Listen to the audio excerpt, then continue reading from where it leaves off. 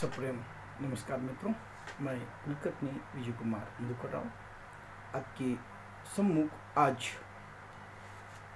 एक हिंदी साहित्य की रचना जो बीए, बीएससी और बीकॉम द्वितीय भाषा हिंदी के पाठ्यक्रम में रखी गई है, जो द्वितीय सत्र के लिए है। उस रचना का नाम है मुझे मेरे मित्रों से बचाओ। पंडित पद्मसिंह शर्मा जी ने यह रचना लिखी है। प्रस्तुत जो रचना है इसमें वह कहते हैं मुझे मेरे मित्रों से बचाओ। इसमें कई बार मित्रों के द्वारा जब किसी कार्य में बाधा डाली जाती है, मित्र अधिक होना अच्छी बात है, लेकिन उन्हीं मित्रों के कारण जब किसी कार्य में बाधा उत्पन्न होती है तब व्यक्ति ठीक से कार्य नहीं कर पाता, व्यवधान खड़ा होता है। और इसी अनुभव को लेकर पद्मसिंह शर्मा जी ने जो निबंध लिखा है, जो रचना लिखी है, उसमें वह उनके जीवन के जो मित्र है और उनके कारण इनके साहित्य आराधना में, वैसे लेखक है और लेखक होने के नाते, साहित्यकार होने के नाते उन्हें वहाँ पर एकांत चाहिए सोचने के लिए, और विचारों की श्रृंखला अगर कोई बीच में आ जाता है तो टूट जाती है और वो श्रृंखला नहीं बन पाती। और साहित्यकार की ये मजबूरी है, और इसलिए वह साहित्यकार है, कुछ लिखना चाहते हैं, लेकिन उसी वक्त उसी समय उनके मित्र अनचाहे समय में वहाँ पर आ जाते हैं और उसके कारण वहाँ पर उनके उस लेखन में बाधा आ जाती है, और तब वह अपने जीवन में आए हुए उस कठिनता का अनुभव यहाँ पर बता देते हैं। उस निबंध की शुरुआत इस तरह से है। पंडित पद्मसिंह शर्मा कहते हैं कि मैं एक बार दिल्ली में चांदनी चौक की ओर सफर करने के लिए निकला था, और तब एक भिखारी भिखमंगा मुझे दिखाई दिया और वो रास्ते पर खड़े होकर बड़े जोर जोर से चिल्लाकर भीख मांग रहा था। और भीख मांगते हुए उसकी आवाज में जो एक आकर्षण था, वो आकर्षण इस तरह से वह बातें कर रहा था कि मुझे कोई रिश्तेदार नहीं है, मेरा कोई नहीं है, मैं 7 बच्चों का बापू हूँ, फिर भी अकेला हूँ, मुझे गांव जाना है, घर जाना है, और इसलिए मुझे कुछ सहायता कीजिए। कोई सुन रहा था, कोई अनदेखा कर रहा था, कोई उसे सहायता कर रहा था, कुछ धन दे रहा था। लेकिन जब उस भिखमंगे ने कहा कि मुझे कोई मित्र नहीं है, तब पद्मसिंह शर्मा के मन पर वह बात आश्चर्यजनक लगी। उन्हें लगा ये कितना भाग्यशाली है, उसे कोई मित्र नहीं है। भले ही वो एक भिखमंगा है, उसका रहन सहन अलग है, लेकिन इनका कहानीकार का साहित्यकार का रहन सहन अलग है, लेकिन वह कहते ही मन ही मन इसमें वो कितना भाग्यशाली है, अच्छा है, इसे कोई मित्र नहीं है, क्योंकि इसके काम में कोई बाधा नहीं डाल सकता। और इस तरह से वह अपने से बेहतर उस भिखमंगे को वह समझ रहे हैं। हाँ, माना कि वो कहते हैं, माना कि मित्रों का होना अच्छा है, लेकिन इस तरह से अगर कार्य में व्यवधान निर्माण होता है तो वह मित्र का होना कहीं ना कहीं गतिशीलता में रोधक बनता है। और इसी कारण से उन्होंने जो अनुभव बताए हैं, वह अनुभव में वह जो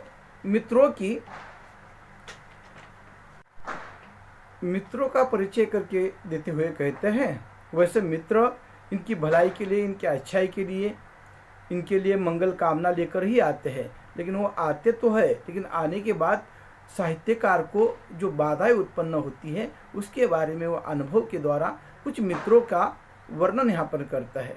एक उनका पहला मित्र है ईश्वर चरण। यह जैसे घर में आ जाता है तो उन्हें लगता है जैसे भूचाल आ गया।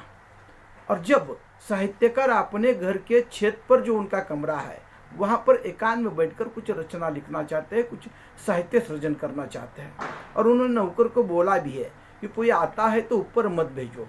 फिर भी इनका जो ईश्वर चरण मित्र है वो नौकर को कहता है मैं ज़्यादा समय नहीं लूँगा, बस 2 मिनट में जाकर उनसे मिलकर उनके स्वास्थ्य की जानकारी देनी है मुझे। वह कहता है और सीधा वहाँ पर ईश्वर चरण के कमरे में आ जाता। आता है तो दरवाजा नोक भी नहीं करता, सीधा धकेल देता है, और धकेल देने के कारण उस दरवाजे की आवाज़ भी इतनी जोर से आ जाती है कि वहाँ पर तुरंत पता चलता है कि यह दूसरा कोई नहीं ईश्वर चरण है। और आए बराबर वो कहता है कि मुझे ज़्यादा समय नहीं लेना है, तू साहित्य आराधना कर रहा है, मुझे फक्र है कि मेरा दोस्त इतनी बड़ी साहित्य आराधना कर रहा है, इतना बड़ा साहित्यकार है, मैं तो खाली तुम्हारी सेहत पूछने के लिए, स्वास्थ्य पूछने के लिए आया था, तुम थोड़ा ध्यान दो अपने सेहत पर, इस तरह से इतनी मेहनत करना ठीक नहीं है। और इस तरह से वो बात करता है, और उस बातों में समय जाता है, समय तो जाता है, और जाते जाते वो कहता है कि चलो तुम लिख रहे हो लिखो, मुझे ज़्यादा समय नहीं है, नहीं लेता। और उनकी जो पेन है वो पेन साहित्यकार के हाथ में होती है, और तभी वह उनका मित्र ईश्वर चरण उनका हाथ साहित्यकार का जाते जाते मिलने के लिए हाथ में हाथ ले लेता है, और इस तरह से दबा देता है उंगलियों को कि उंगलियों में दर्द होने लगता है। फिर उसके बाद कितनी देर तक वो दर्द होता है साहित्यकार को पता वहाँ पर महसूस होता है, और वह लिखना वहाँ पर लिख नहीं सकते, और विचारों की श्रृंखला भी टूट जाती है।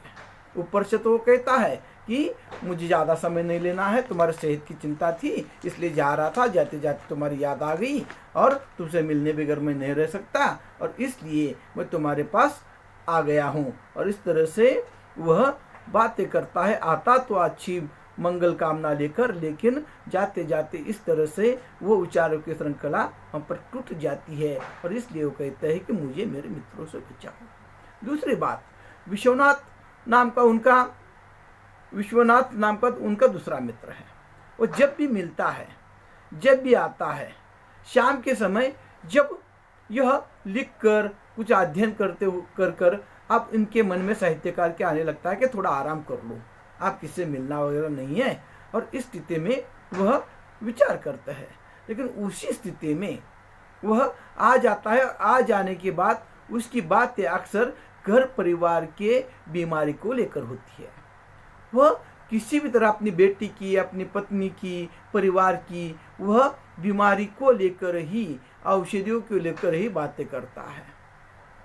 और साहित्यकार कितना भी प्रयास करे कि वो विषय बदला जाए, वो विषय वहाँ पर उस विषय से निकलकर और कुछ बातें करे, लेकिन जैसे वो राजनीति पर हो, सामाजिक बातें हो, वो वापस घूम फिर कर उसी पर आ जाता है। और इस तरह से उनका मित्र हमेशा ही वह बातें सेहत को लेकर करता है। इतना ही नहीं, कभी कभी पार्टियों में चला जाता है, अपनी बेटी को साथ ले जाते हैं, और सब किसी से मिलता है तो वो वही कहता है सेहत कैसी है, अच्छी है ना। और इस तरह से सेहत को लेकर ही वो बातें करते रहता है। और इसलिए साहित्यकार को उसे वहाँ पर जब मिलना आ जाता है तो वह सारी बातें उसकी वही सुननी पड़ती है। और इसलिए वह कहता है कि यह मेरा दूसरा मित्र, इस तरह से विश्वनाथ जिसका नाम है, वह इस तरह से बातें करता है। तीसरा है लक्ष्मण स्वरूप। अब लक्ष्मण स्वरूप ये मित्र वैसे देखा है तो विक्रमपुर के रईस है, मुकदमे की बातें करता है, मुकदमा जीतता है, मुकदमे की बातें करता है। जब मुकदमा जीतता है तो वह जज की वाहवाह करता है, वकीलों की वाहवाह करता है, किस तरह से मुकदमा जीता, यही बातें करता है। और रईस होने के कारण वो विक्रमपुर का रईस है, और वह साहित्यकार को कहता है तुम एक काम करो, यहाँ पर शहर की दाहली में तुम्हें लिखना नहीं होगा, इसलिए मैं तुम्हारे लिए साहित्य आराधना के लिए मैं मेरे गांव में, मेरे विक्रमपुर में तुम्हारे लिए एक कमरा मैंने सजा कर रखा है, वहाँ पर जाकर तुम्हें लिखना है। और इस तरह से वह कहता रहता है। और जैसे ही इस साहित्यकार को वह अपने साथ ले जाता है, साहित्यकार को अपने साथ ले जाने के बाद वहाँ पर व्यवस्था की जाती है, कमरा सजाया हुआ है, वहाँ पर टेबल डाला हुआ है, वहाँ पर सारी व्यवस्था की गई है और महंगे से महंगे वहाँ पर टेबल वगैरह वहाँ पर डाला गया है। जैसे साहित्यकार चले जाते हैं उस कमरे में, चले जाने के बाद थोड़ी देर के बाद वो रजनाथ सिंह कहता है, अभी आए हो, अभी लिखना आरंभ मत करो, एक काम करो, हम थोड़ा सा बाहर जाकर रजनाथ सिंह जो यहाँ के मेरे परिचित है, राजा है, वहाँ पर तुम्हें मिलाने के लिए ले जाने वाला हूँ, थोड़ी देर चले जाएंगे और हम मिलकर आएंगे। लेकिन किसी तरह से साहित्यकार वो बहाना बना देते हैं और कहते हैं मुझे समय नहीं है और आज नहीं जाना है, बाद में जाएंगे, इस तरह से वो टाल देते हैं। और जैसे घर में बैठे हैं, अभी कागज उन्होंने निकाला है, लिखना है, तभी वो लिख रहे हैं, आरंभ कर रहे हैं, तभी एक नौकर आ जाता है। नौकर कहता है आपको नीचे साहब ने बुलाया है, मनोहर जिस नौकर का नाम है। मनोहर आ जाता है और कहता है आपको साहब ने बुलाया है, आपके कोई परिचित वहाँ पर आ गए हैं और परिचित आ गए हैं और इसलिए मिलाना है। तो जैसे ही साहित्यकार कुछ लिख रहा था तो उसे फिर बुलाया गया और वहाँ पर आया है कौन, रजनाथ सिंह, उससे परिचय करके दिया है। बहुत बड़े साहित्यकार है, बहुत अच्छी लिखते हैं, सामाजिक दृष्टि से लिखते हैं, इस तरह से परिचय हो गया। और जैसे वो उठकर चले गए और जैसे ही कोई बहाना बनाकर साहित्यकार अभी कमरे में आ जाते हैं, अभी कमरे में आकर बैठे हैं, तब उस कमरे के बगल में इस साहित्य का, इस विक्रमपुर में लक्ष्मण स्वरूप का जो भाई है वो संगीत बजाता है और उस संगीत की आवाज आना आरंभ होता है और संगीत के तार वहाँ पर स्वर जो होते हैं वो स्वर उन्हें सुनाई देते हैं और उस कारण से इनकी जो वैचारिक श्रृंखला है वो चलती नहीं है। और उस कारण से वह उस संगीत के बंद होने तक राह देखते हैं। जैसे संगीत बंद हो जाता है, थोड़ी देर बैठ जाते हैं, तभी मनोहर आ जाता है, नौकर आ जाता है और कहता है साहब ने आपको खाने पर बुलाया है। अब वो कहते हैं मुझे भूख नहीं है। फिर वो भूख नहीं है कहने के बाद मैं बाद में खा लूँगा, आप खा लीजिए। नीचे से आवाज आती है खाना ठंडा हो जाएगा, तुम्हें अभी आना है, आप अगर नहीं आओगे तब तक हम भी भूखा रहेंगे। फिर न चाह कर भी उन्हें जाना पड़ता है। वहाँ पर चले गए हैं, इन्हें जो सब्जी पसंद नहीं है, जो खाना पसंद नहीं है, वही बड़े प्रेम से खिलाया जाता है, खाना पड़ता है, साहित्यकार खा लेते हैं।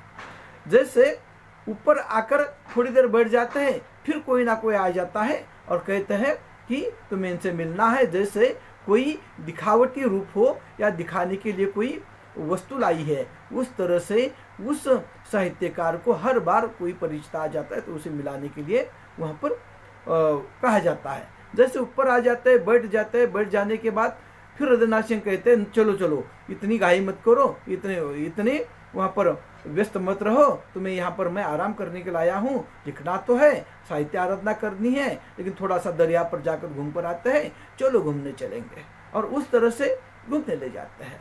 और जैसे घर में आ जाते हैं तो फिर नौकर आ जाता है चाय लेकर, नौकर आ जाता है नाश्ते के लिए बुलाने के लेकर, और इस तरह से वो उनकी वह लिखने की जो साहित्य की आराधना है वह अधूरी रह जाती है। वो एक पंक्ति भी लिख नहीं पाते और जो लिखते भी है वो असंबद्ध है। और उस तरह से वो कहते हैं कि मैं आखिरकार गुस्सा हो गया और वहाँ से निकल आया। और निकल आने के बाद भी वहाँ पर मेरे इतने ही दोस्त नहीं हैं, वो कहते हैं और कुछ दोस्त है।